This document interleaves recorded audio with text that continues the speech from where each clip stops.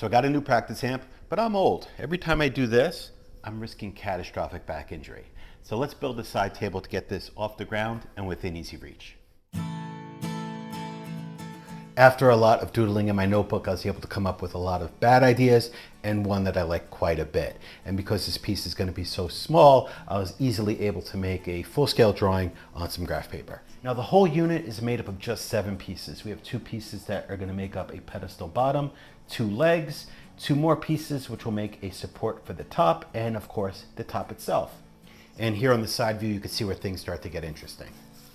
The leg is going to come off the base at an angle, giving us a cantilevered top, and the legs will also be tapered on 2 different faces. And it's going to be lots of cool joinery at odd angles to bring everything together. I have a nice piece of 8/4 walnut left over from my cutting board days, and since I plan on never making another cutting board as long as I live, it's going to be put to good use in this project. I only need about this much, which works out great because there's this giant ugly knot right there. I should be able to get 2 legs, the 2 pieces for the base, and the 2 pieces for the support. Now when I cut my parts out of this board, I'm going to get the legs from either side. That material is rift sawn, so when you mill it, it's going to have straight grain on all 4 sides, which I think looks best on long skinny parts.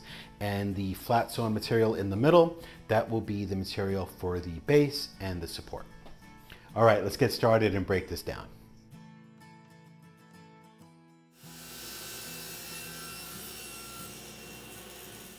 Now I'm just going to rip this into 2 parts so my jointer could handle it without an issue.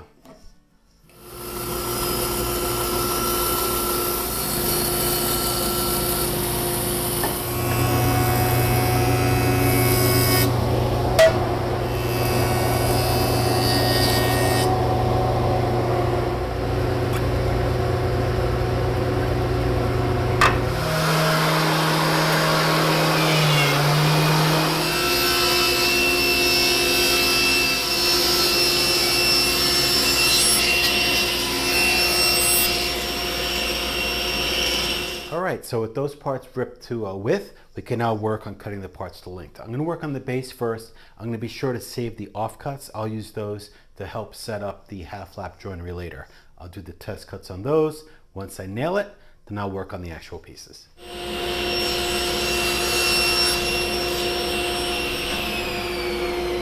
I'm getting ready to do the half laps for the base. I'm going to enlist the aid of a slightly gimmicky tool, Bridge City Tools Kerf Maker. When you get it on sale, the price isn't too bad. It only does one job, but it does it really well.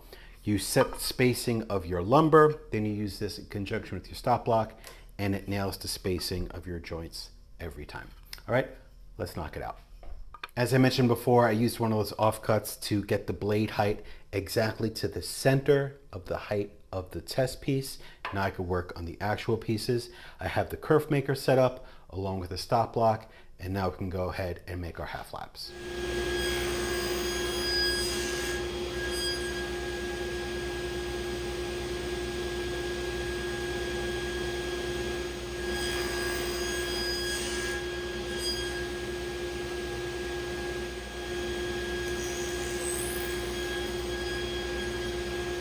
With the half laps done, let's do a little test fit. You go there. Tap it home, and we got a nice fit. While I had that set up, I did a similar operation for the support. This is what the tabletop will sit on top of, and we got a nice fit there as well. So with this part of the joinery done, the next thing up is the legs. This is going to get a lot more work done to them. There's going to be tapers and roundovers and all sorts of stuff to make it a lot more interesting than this. But leaving it in this state makes it a lot easier to fit the legs to them. If we start putting all sorts of funky shapes on this, it makes it really hard to line things up. We'll put this aside for now, and next up, we'll work on the legs. Since our legs are going to be at an angle, about 70 degrees, I need to cut an angled piece off of either end. That way it sits flat on the floor, and this will be nice and flat, so when the tabletop sits on top of it, that's nice and level. So what I did, I took a bevel gauge, I copied the angle off of our drawing, I then used this to set up the miter gauge on the table saw. Now I'll make 4 quick cuts, and both legs will be ready to go.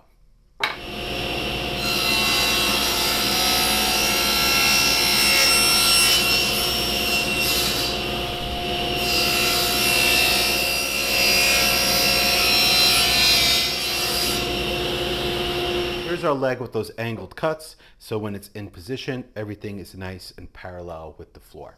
While I had the miter gauge set up, I also cut a piece of plywood with that same angle. I'm going to use this in conjunction with the bandsaw to make notches here and here to nest into the bottom pedestal base and the top upper support.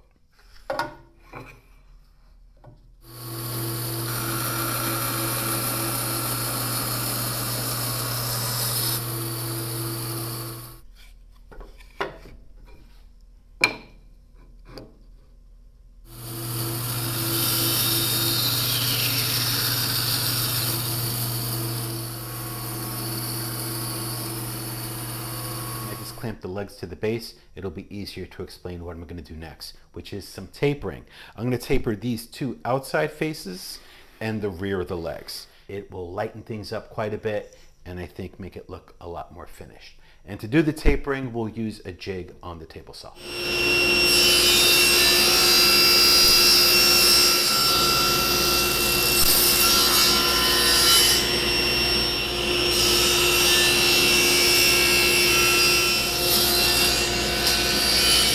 All right, let's do a little before and after. I think this is a bit more elegant, more refined. This was a bit on the chunky side. I think the tapering really worked out. Glad we did it. And on to the next step. I did a dry fit earlier and I spotted an area where I think I could improve the structural integrity of the piece by quite a bit. Let me show you what I did. This is the original design of the joint and it would have rested right there. But why on earth stop it there when we could go all the way through and add a lot of rigidity to the piece? So I made that cross piece a bit longer where it's a fully housed half lap. And now it goes all the way through. Now this design modification does two important things. Because this piece is the same width as this piece, it will ensure that the legs always remain parallel to each other, that they can't bow in.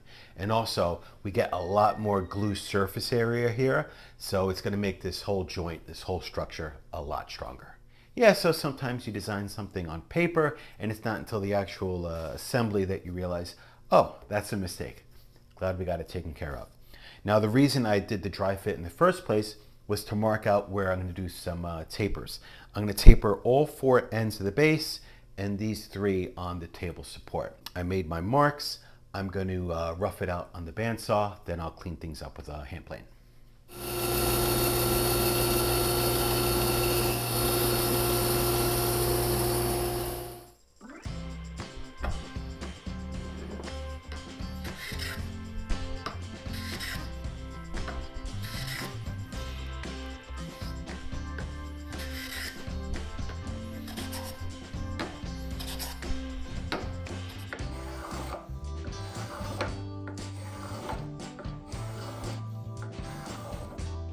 One quick thing to point out, our taper stops right there because that's where our leg meets the base.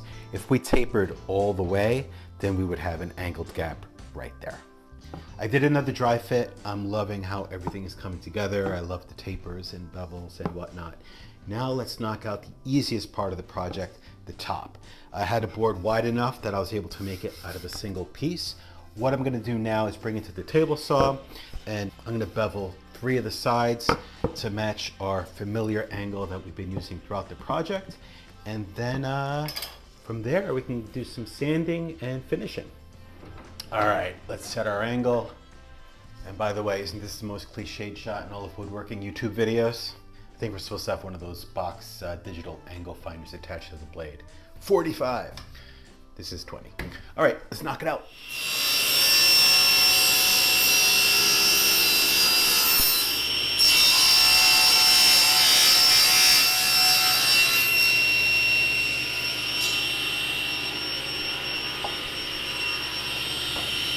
With all the pieces fabricated, we can get started on the finishing. As you may already know, walnut is a fairly porous wood, which can make getting a super smooth finish a little bit difficult because the finish tends to settle into the pores. Now on a matte or satin finish, those little imperfections aren't very noticeable, but as you increase the sheen to a semi-gloss or a gloss, they become much more visible.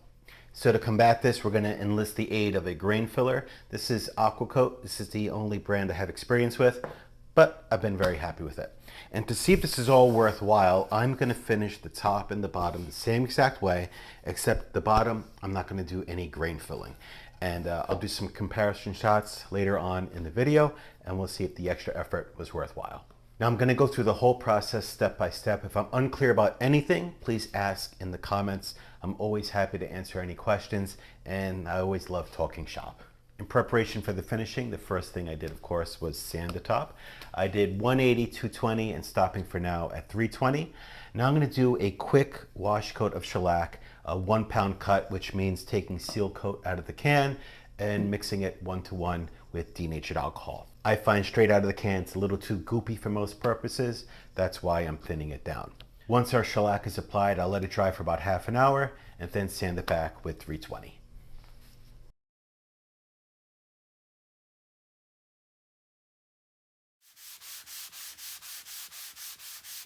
We're now going to apply the first of 3 coats of grain filler, just using an old hotel key card, Hilton Express, because I only stay in the finest 1.5-star establishments. We'll use the card like a squeegee, first working across the grain, then we'll remove the excess with the grain. This is water-based, so it dries quickly. We'll be ready for the next coat in about an hour.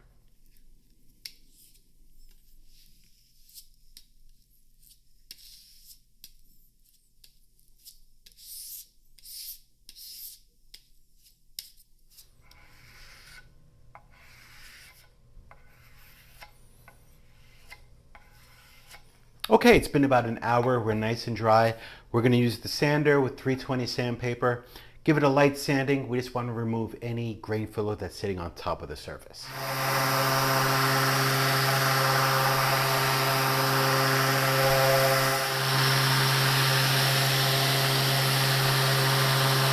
All right, nice and smooth and ready for our next 2 coats. I'm going to do those off camera. I really don't think you want to see me do that 2 more times. It's going to be done the same exact way.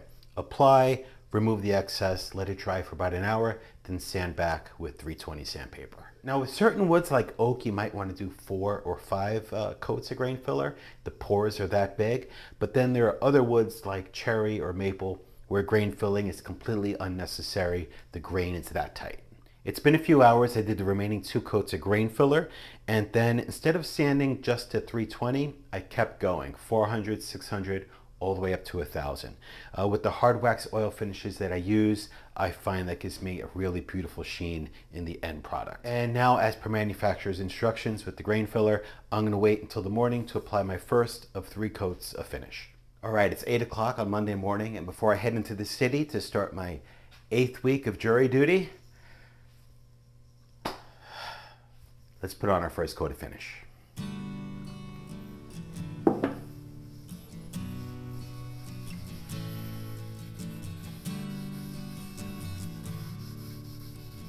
And after about 5 minutes, we'll just wipe off the excess.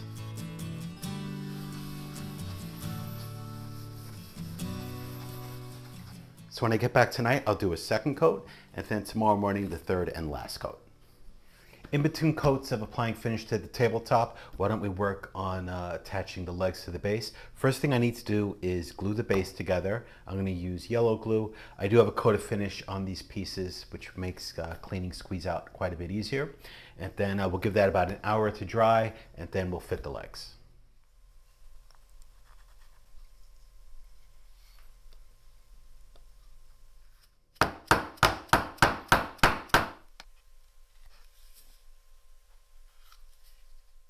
To attach the legs to the base, I'm going to use a combination of epoxy and screws. I'll cover up the screw hole with a plug cut from this very same material, the offcut of this, so we'll get a nice color and grain match, and hopefully it'll be invisible and no one will be any the wiser.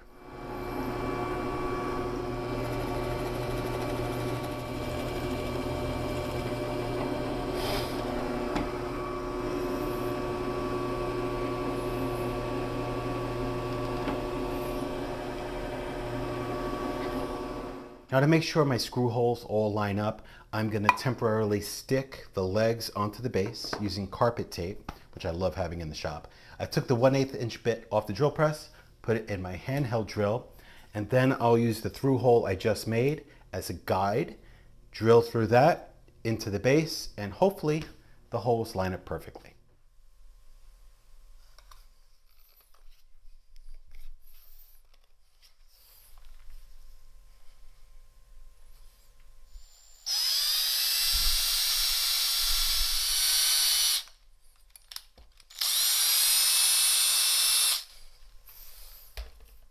All right, everything lined up perfectly with the base and the legs. I did a similar operation for the top of the legs to attach the table support. That's ready to go. So the only thing left to do is the glue up, a few minor details, and we're done.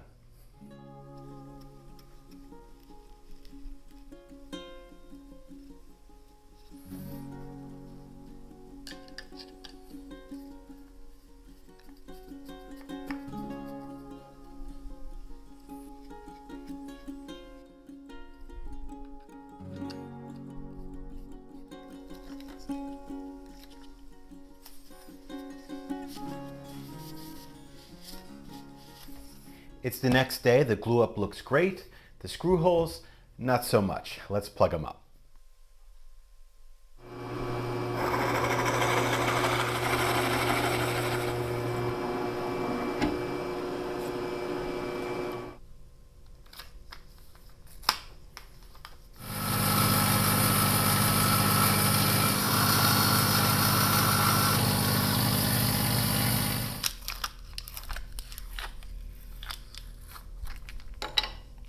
I made more plugs than needed, that way I could select the best grain match. That looks just about perfect, so I'll go with this.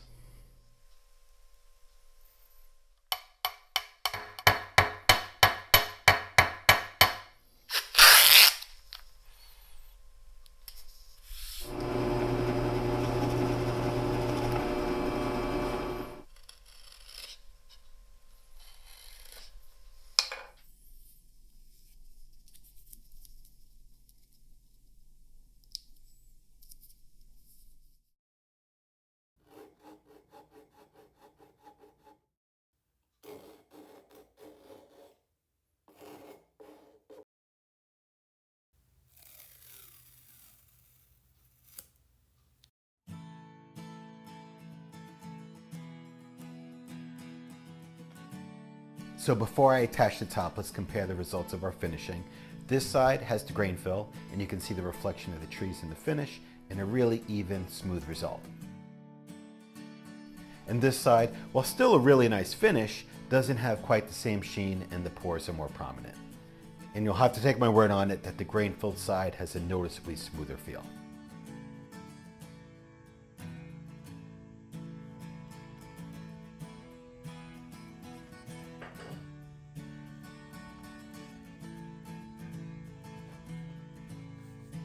So there you have it. Always fun to build something that doesn't rely on just 90-degree angles. I'm still a lousy guitar player, but I'm a lousy guitar player with a really cool amp stand. Until the next video, take care.